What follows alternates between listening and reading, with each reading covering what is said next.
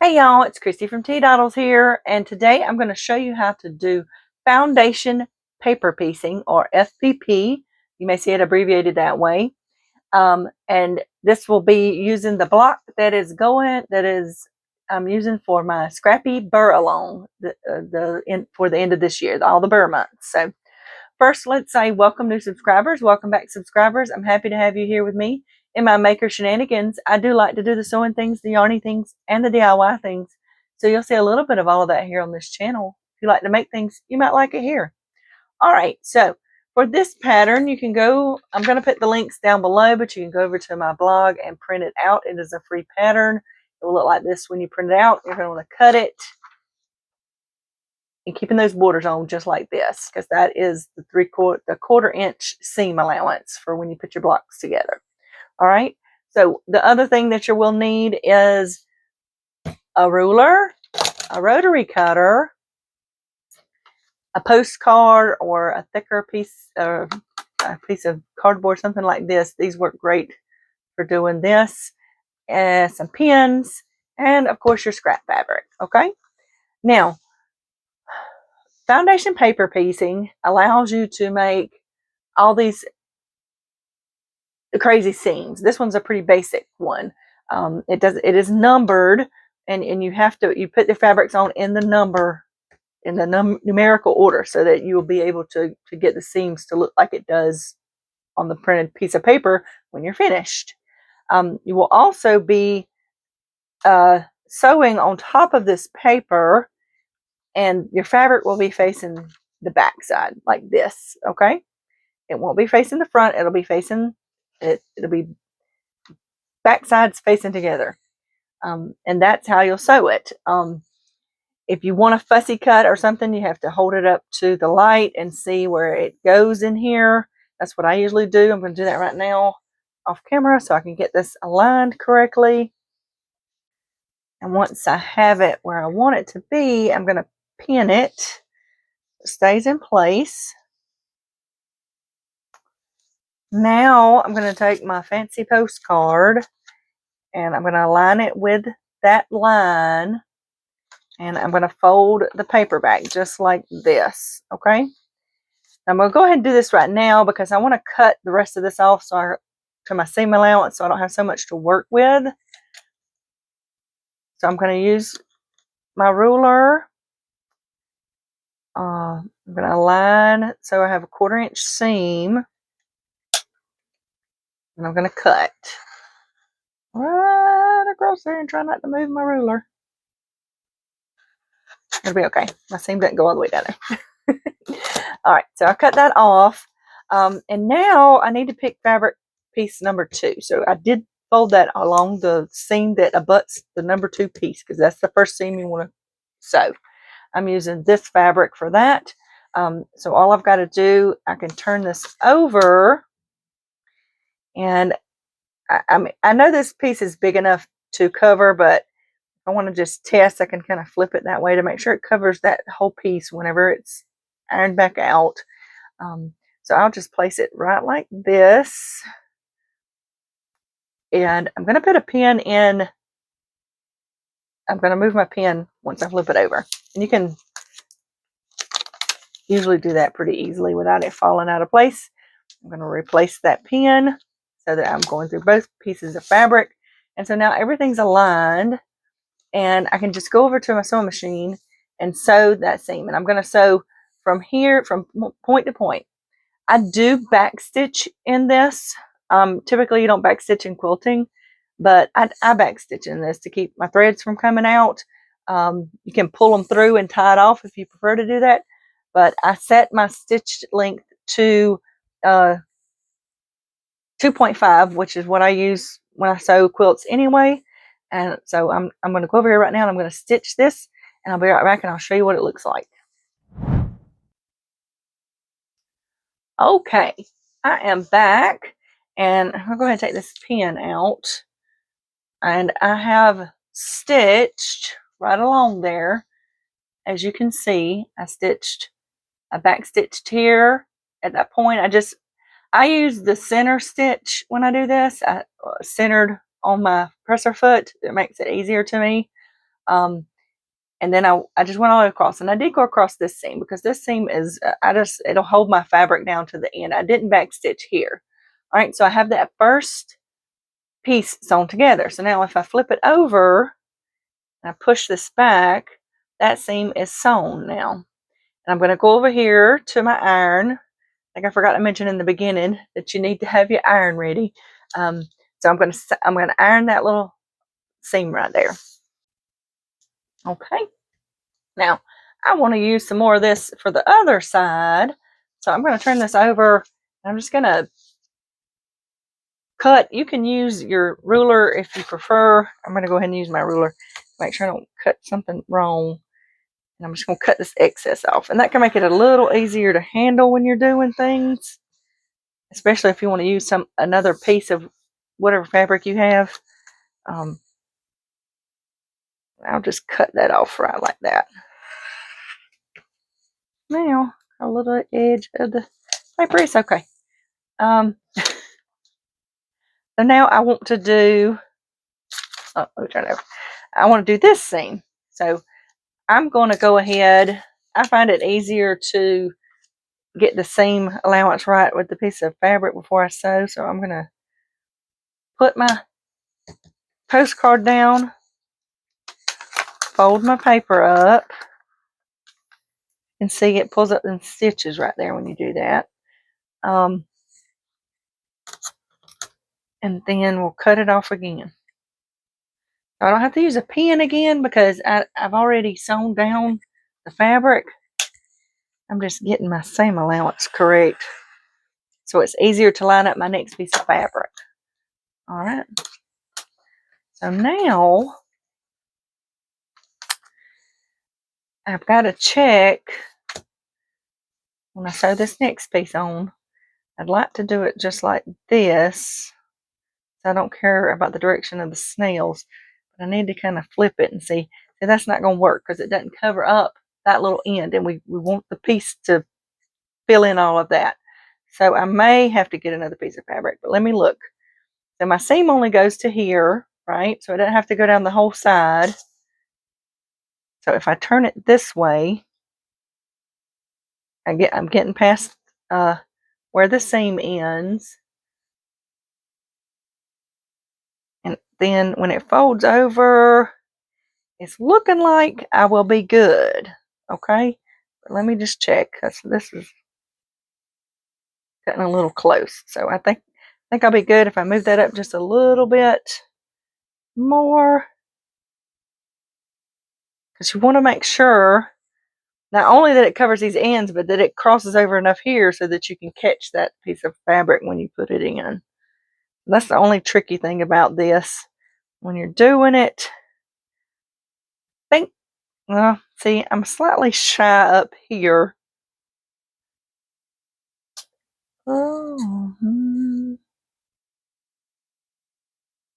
think if I move it up just a little bit more, I'll be okay. I'm going to try it and see. You can always take it out if you don't like it. All right. So now I'm going to put that there. I usually just hold it and flip it over so I can put my pin on the top because I'm going to sew on the top. All right. Now I'm going to sew this seam and I'll be right back. All right. I've got that second seam sewn. Fairly much the same as the other side. I take my pin out, turn it over, and look, I did get everything I needed to get. So I'm going to iron that one now. Okay, so now we're going to move on to piece number 4, which is this piece here. And again, I'm going to go ahead and fold over this seam and cut off this excess with my 1/4 inch seam.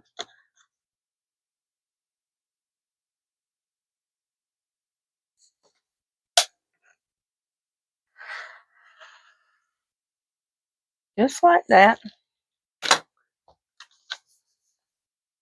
And we can see what that's looking like. Okay, I picked these fabrics to do my final corners, and I've cut it specifically because I wanted certain moths to be in the corners. So something that's important to remember is that this is the face of your blog. So whenever you're trying to figure out if something's going to fit, because I want this to angle along this seam, I'll overlap it a little bit, and then I'll look at where my seam ends. It ends right here. And some people find it helpful to put a pin in it or something like that if you need to. Like you could put a pin across here and to mark where that is so you know that your fabric is going to be long enough. And then I take it and I'll pick it up and I'll hold it up to the ceiling light or something. I'll flip it over so I can see through the paper and I can see where that image is going to be when it's sewn. So, and once I think I have it where it needs to be, then I know I can just flip this over, align it with my edge, flip it back over, and pin that in place so I can sew that next seam. Okay? All right, I've got that next seam sewn. You'll see I went off a little bit, which I don't care about. If you don't like it, you can redo it if that happens. But now I'm going to take my pin out and iron it.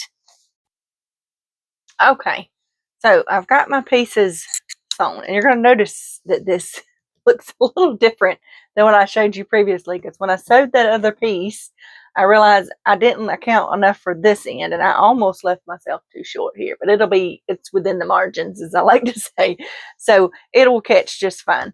So now the last piece to do is this side over here, and I'm going to flip this over, go ahead and bend my paper up, and sometimes if it's not long enough, I'll just do one end and then I'll move it to the other side. I can fold that over nice, and then I will trim it up for my 1/4 inch seam allowance.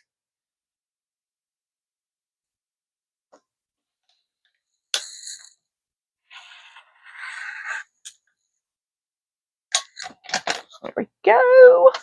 And now it's time to place my final piece. So what I'm hoping to do is get that moth in the corner, but I don't know if I'm going to be able to do that. I turn it this way, I might be able to. It's crossing over. So I may. Let's see. Sometimes it's fun to play around with it to see what you can do, what you can't do. That's part of the fun of paper piecing, in my opinion. Some people don't find that fun, but I do. So let me check my light.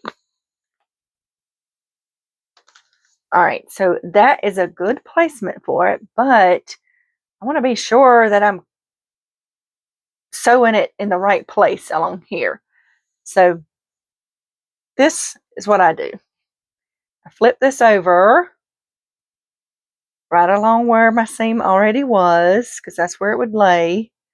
I kind of finger press it. And then I take my scissors and cut it. So I got to turn this a different way for me to be able to do that.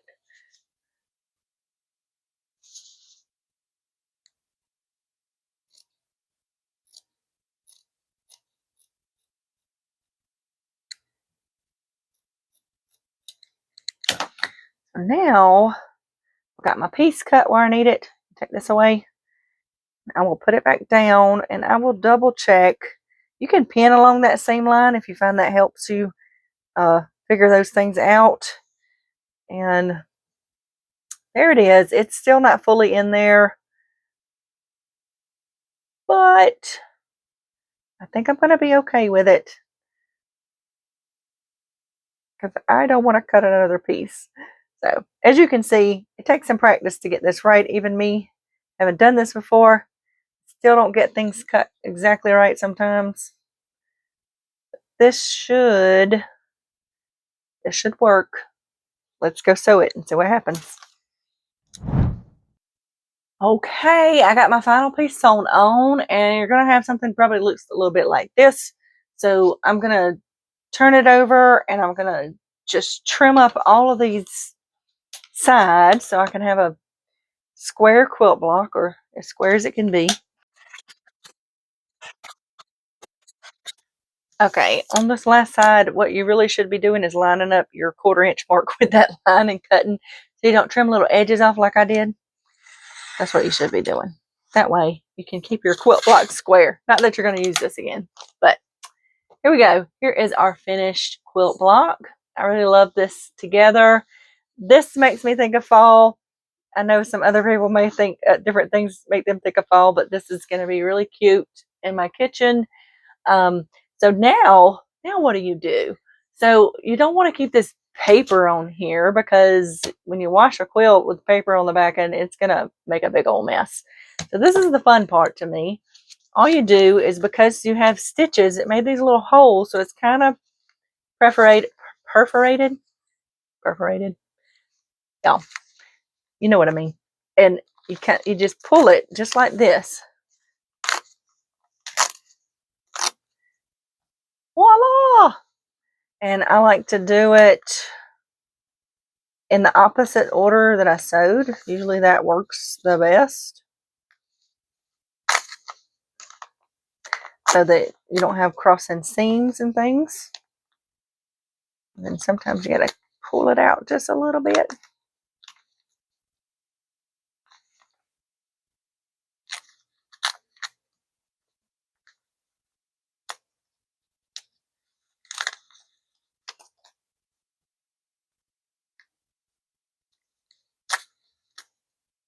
And this piece should just pop right out of there.